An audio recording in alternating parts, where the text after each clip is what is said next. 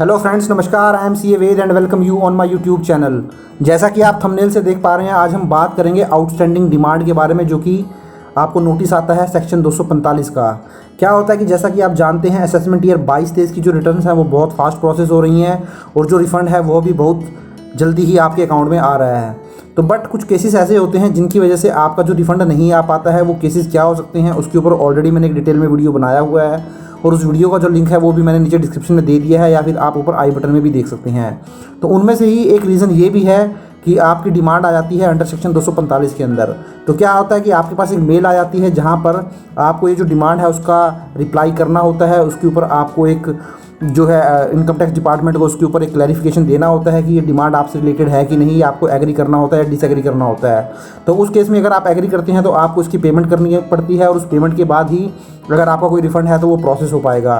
तो इस वीडियो के अंदर चलिए मैं बताता हूँ कि अगर आपको भी इस तरीके का कुछ मेल आया है कि कोई नोटिस है आपके पास, आपकी कोई डिमांड है 245 के अंदर, तो आप उसको कैसे पे करेंगे। तो चलिए हम डिटेल में एक बार अपनी वीडियो को देख लेते हैं।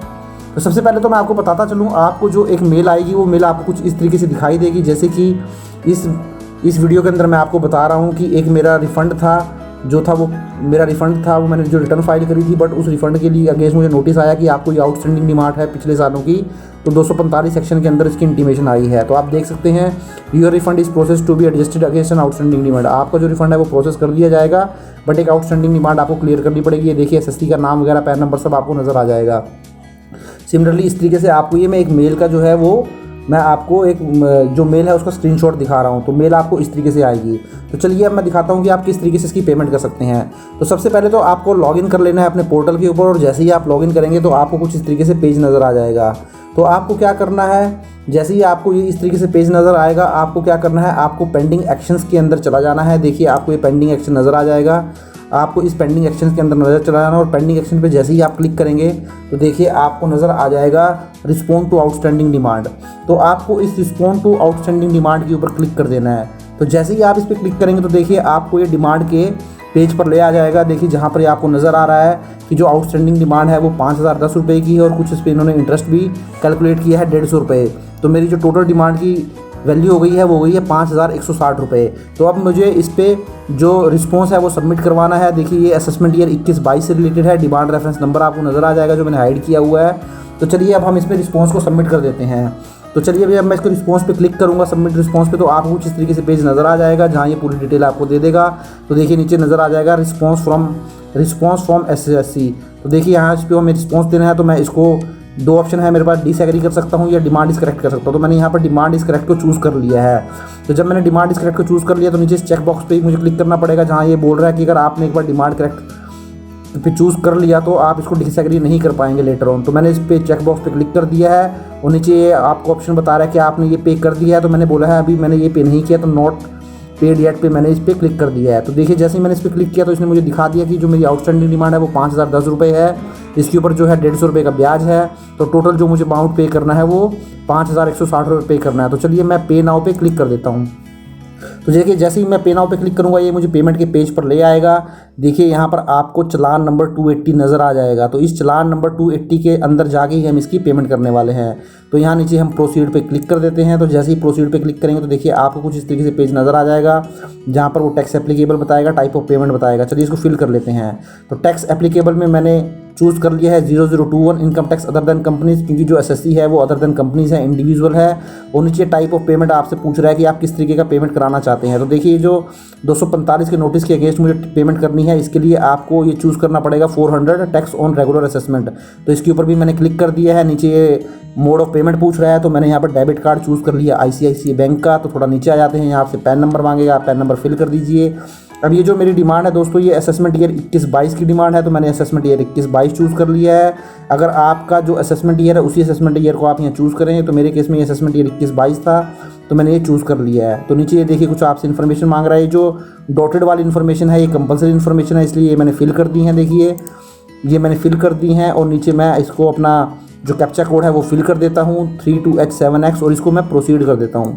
तो देखिए, जैसे ही मैं इसको प्रोसीड करूँगा तो ये मेरा जो चालान है वो दिखा दिया है। मेरा टैक्स एप्लीकेबल 0021 था, टाइप ऑफ पेमेंट 400 था, मोड ऑफ पेमेंट मेरा डेबिट कार्ड था, आईसीआईसीआई बैंक था, फाइनेंशियल ईयर 21-22 था, जो कि असेसमेंट ईयर 21-22 था, जो कि मेरा फाइनेंशियल ईयर 20-21 था।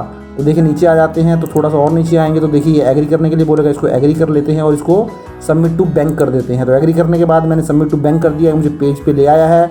तो यहाँ मैंने डेबिट कार्ड वाला ऑप्शन चूज़ किया था, तो मैं यहाँ पे क्लिक कर देता हूँ, पे यूजिंग ICICI डेबिट कार्ड कम ATM कार्ड। तो इस पर मैंने क्लिक कर दिया है। तो देखिए आपका ये पेज उसने दिखा दिया है, चालान नंबर 280 है, आपका pan number, full name, address दिखा दिया जो मैंने हाइड किया हुआ है। और देखिए मैंने चूज़ किया था टैक्स ऑन रेगुलर असेसमेंट 400, इस पर टिक आ गया है, राइट टिक आ गया है। इसको थोड़ा नीचे करेंगे तो देखिए आपको ये पूरी पेमेंट की डिटेल दिखा देगा। तो चलिए हम इसमें पेमेंट फिल कर लेते हैं। तो चलिए इसको पहले फिल कर लेते हैं। इसमें देखिए मैंने 5010 का इनकम टैक्स डाल दिया, 150 रुपये का इंटरेस्ट डाल दिया है। अब ये डालने के बाद दोस्तों आप इसको कैलकुलेट कर दीजिए। तो आप यहाँ पर देखिए दोस्तों ऊपर रिजेक्ट रिमार्क्स में आप डाल सकते हैं कुछ भी जो आपका रिमार्क्स है। मैंने यहाँ डिमांड डाल दी है क्योंकि मैं डिमांड के अगेंस्ट पेमेंट कर रहा हूँ। सिमिलरली यहाँ पे आप इसको ये फिगर डालने के बाद जो भी आपकी फिगर है उसको फिल करने के बाद कैलकुलेट कर दीजिए टोटल अमाउंट। तो यहाँ जो टोटल अमाउंट आपको ब्लैंक नज़र आ रहा है ये फिल हो जाएगा। तो देखिए मैं कैलकुलेट टोटल अमाउंट पे क्लिक कर देता हूँ। तो देखिए जैसे ही मैंने कैलकुलेट टोटल अमाउंट पे क्लिक किया तो मेरी जो अमाउंट है टोटल अमाउंट के अंदर फिगर आ गई है 5010 प्लस 150 को मिला के 5160 की पेमेंट आ गई है। अब जब आपकी इस तरीके से आ जाएगी तो आप नीचे ईमेल आईडी वगैरह मेंशन कर दीजिए, रिमार्क्स में कुछ भी फिल कर दीजिए जो आपको लगता है और आप इसको कंटिन्यू कर दीजिए। तो जैसे ही मैं इसको कंटिन्यू करूँगा तो देखिए अब मेरे से ये कह रहा है प्रोसीड फॉर पेमेंट के लिए। तो मैं प्रोसीड फॉर पेमेंट पे भी क्लिक कर देता हूँ। तो देखिए जैसे ही मैंने प्रोसीड फॉर पेमेंट पे क्लिक किया ये मेरे को पेज पर ले आया है जहाँ मैं अपना कार्ड नंबर वगैरह फिल कर दूँगा और उसको पे कर दूँगा। पे करने के बाद मेरे पास मोबाइल पे OTP आया होगा, उसको भी मैं फिल करके उसको पे कर दूँगा। तो देखिए आपका the payment is made successfully. तो ये आपकी जो पेमेंट है वो सक्सेसफुल हो गई है। ये पूरा चलान आपको नज़र आ जाएगा। देखिए इसमें आपका पूरी डिटेल आ गई है क्या आपने पेमेंट करी थी। अब ये देखिए आपकी यहाँ कुछ इन्फॉर्मेशन आ रही है, BSR कोड, टेंडर डेट, चलान सीरियल नंबर। दोस्तों अब ये जो आपको इन्फॉर्मेशन है ये सारी यूज़ करनी पड़ेगी वहाँ पर फिल करने के लिए। तो आप इस जो आपका ये चलान है इसको डाउनलोड करके आप सेव कर लीजिए डेस्कटॉप पे। अभी आपको ये काम आने वाला है क्योंकि आपको यहाँ पर वहीं पर जाके उसी पेज पर जाके आपको ये अटैच करना पड़ेगा और ये सारी इन्फॉर्मेशन देनी पड़ेगी, क्या अमाउंट थी, BSR कोड क्या था, चलान नंबर क्या है। तो चलिए अब एक बार हम उसको फिल कर लेते हैं। तो एक बार दोस्तों फिर मैं आपको आपके इनकम टैक्स के पोर्टल पर ले आया हूं क्योंकि हमें अब ये चलान की डिटेल इसमें फिल करनी पड़ेगी। तो आपको पेंडिंग एक्शंस में जाना है, रिस्पॉन्स टू आउटस्टैंडिंग डिमांड में जाना है। सिमिलरली आपको इस तरीके से पेज नज़र आ जाएगा। आपको सबमिट रिस्पॉन्स पे जाना है। सबमिट रिस्पॉन्स में जाने के बाद आपको डिमांड इज करेक्ट पे क्लिक कर देना है और ये जो चेकबॉक्स है once you submit demand is correct then you can't disagree with the demand letter on, इस पर क्लिक कर देंगे। और देखिए अभी आपसे पूछेगा have you already paid the demand amount. तो अब मुझे यहाँ पे यस पे क्लिक कर देना है क्योंकि फर्स्ट टाइम जो था मैंने पे नहीं किया था तो मैंने नॉट पेड येट सेलेक्ट किया था, बट अब मैं पे कर चुका हूँ तो मैंने यहाँ सेलेक्ट कर लिया yes already paid and challan has seen. तो देखिए यहाँ नीचे इस पर यस पे क्लिक करने के बाद ऐड चलान डिटेल आपको ये नज़र आ जाएगा। यहाँ आपको अटैचमेंट लगानी है और चलान की इन्फॉर्मेशन फिल कर देनी है। तो मैं इस पर क्लिक कर देता हूँ। तो जैसे ही मैं इस पर क्लिक करूँगा तो देखिए मेरे से चलान की डिटेल मांग रहा है। तो देखिए चलिए दोस्तों इस चलान की डिटेल को फिल कर लेते हैं। तो देखिए आपका जो टाइप ऑफ पेमेंट में माइनर हेड आ जाएगा, इसमें आपको outstanding demand regular assessment tax ले लेना है क्योंकि यही रेगुलर असेसमेंट टैक्स जो है 400 जो ब्रैकेट में था वही है ये। तो आपको ये चूज़ कर लेना है। अपनी अमाउंट आपको फिल कर देनी है 5160। BSR कोड जो है वो चलान से आपको मिल जाएगा, जैसा कि मैं आपको बता रहा था ये आपको काम आने वाला है। तो जो आपका चलान डाउनलोड किया था आपने, आप उससे BSR कोड आपको मिल जाएगा वहाँ से।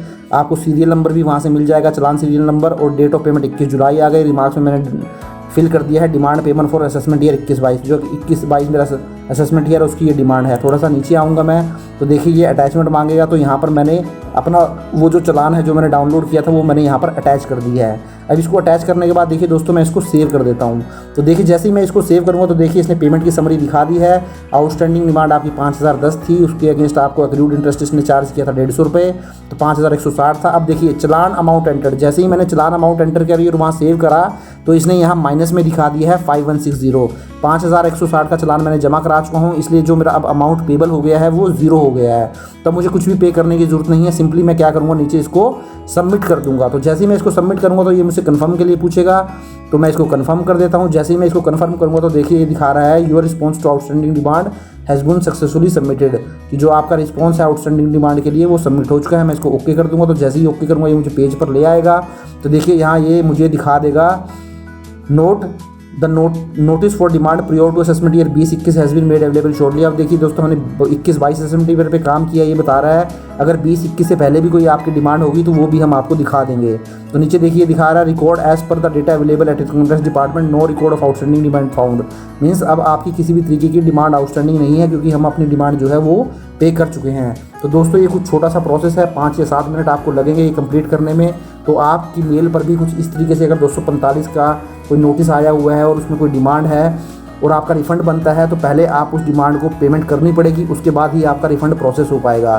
तो जब आप इस डिमांड की पेमेंट करेंगे तो आपकी जो मेल आईडी है उसके ऊपर इंटीमेशन भी आ जाएगा, जहां आपको वो दोबारा से आपका जो रिफ़ंड अमाउंट है इस डिमांड अमाउंट को एडजस्ट करने के बाद दिखा देगा। तो जैसे सपोज़ करें आपका जो रिफ़ंड बनता था 10,000 रुपये बनता था, 5,000 आपकी डिमांड थी, आपने पे कर दी, तो आपकी मेल आईडी पे कुछ ही टाइम बाद एक दोबारा इंटीमेशन आ जाएगी जिसके अंदर आपको पूरा ब्रेकअप दे देगा कि आपकी जो रिफ़ंड था 10,000 उसमें से हमने 5,000 रुपये एडजस्ट कर लिया, अभी जो 5,000 का रिफ़ंड बनता है हम आपको उसको प्रोसेस कर देंगे। तो इस तरीके से दोस्तों अगर आपका भी कुछ है तो आप 245 की डिमांड है तो ऐसे पे कर सकते हैं। तो आशा करता हूँ दोस्तों वीडियो आपको अच्छा लगा होगा। If you like the video please share and subscribe my channel and click on the bell icon and press all so that you will get all the notification of my upcoming videos. Thank you very much. Have a nice day. Take care.